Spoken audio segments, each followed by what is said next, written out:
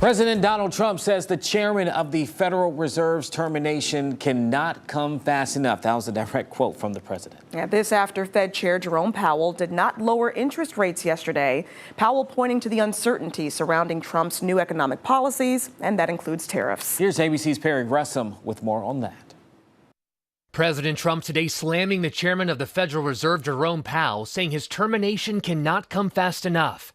Yesterday, Powell said the Fed is holding off to see the effects of Trump's tariffs and other economic policies before possibly changing interest rates. We're waiting really to see what the policies ultimately are, and then we can make a better assessment of what the economic effects will be. Powell, who was nominated by Trump in 2017, says Trump's tariffs will likely cause unemployment and inflation to go up.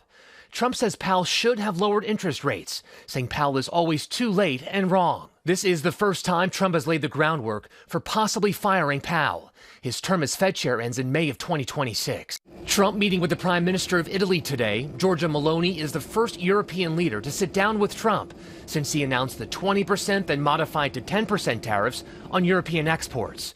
Still, Powell warns tariffs put the U.S. economy in uncharted waters.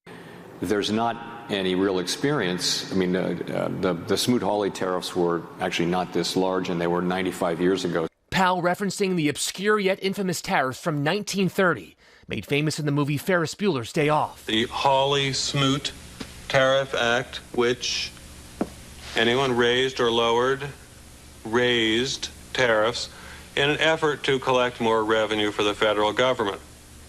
Did it work? Anyone? Anyone know the effects? Powell also taking note of other life lessons from the movie. As that great Chicagoan Ferris Bueller once noted, life moves pretty fast. Meantime, Chinese online retailers Temu and Shein say they will have to raise their prices because of Trump's tariffs.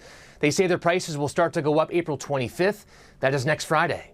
Perry Russell, ABC News, Washington.